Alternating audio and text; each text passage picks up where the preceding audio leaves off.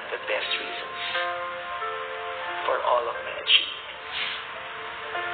And I promise na isa ka sa mga magiging dahilan kung bakit gusto ko pang mabuhay ulit bukas at sa mga susunod na araw. Now, you work with Ayon. Yeah. How is that? I mean, you're together at home, you work on the show.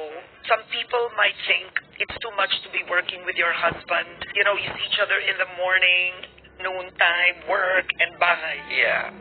People think it may be too much. But my question is, bakit niyo ba kasi iniisip kami? Bakit problema sa inyo yung kung too much sa amin? Bakit problema sa inyo kung magkasama na nga sila sa bahay, magkasama pa sila sa trabaho? Bakit niyo yung pinoproblema? Hindi kami na lang problema nun, di ba? Kung too much kami yung, di ba? Sobra kaming into each other.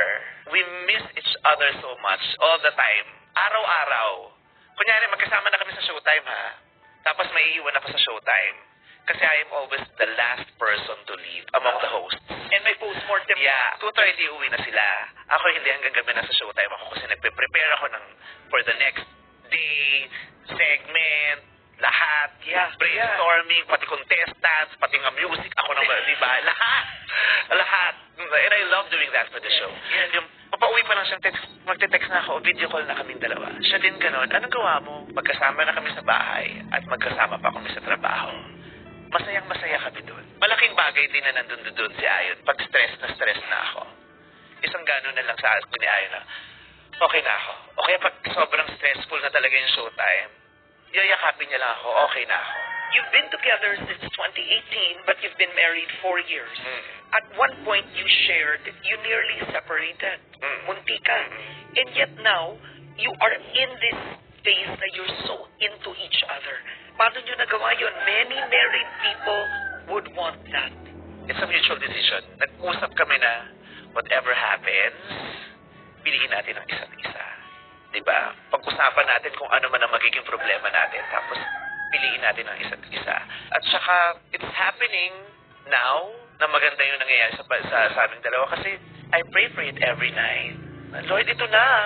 Tanda ko na, ayoko na. Hindi ko na kayang maglalandi pa ako sa Rebel dahil boy watching, di ba? Tapos hindi ko na kaya, dahil tapos na ako sa manood pa ako ng UAEP, no? Hindi ko na carry yun, dahil.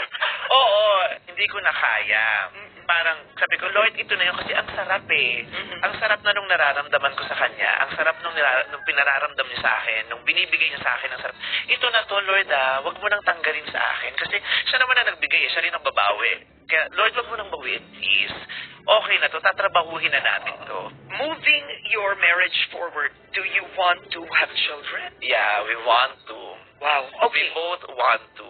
Did you think of it? Is it surrogacy? Both your own genes? Sa akin. Okay. Sabi niya, yung sayo. Sabi niya gano'n. Kasi sabi ko, yung sayo na lang. Hindi, mas maganda siya. Matalino yung sayo. Gumagano siya lagi. Tapos, gusto talaga namin. Nag-ano na nga ako eh. Nag-consult na ako sa doktor. Pinaplano na nga. Pero when I was told na, but you will have to rest for 3 months.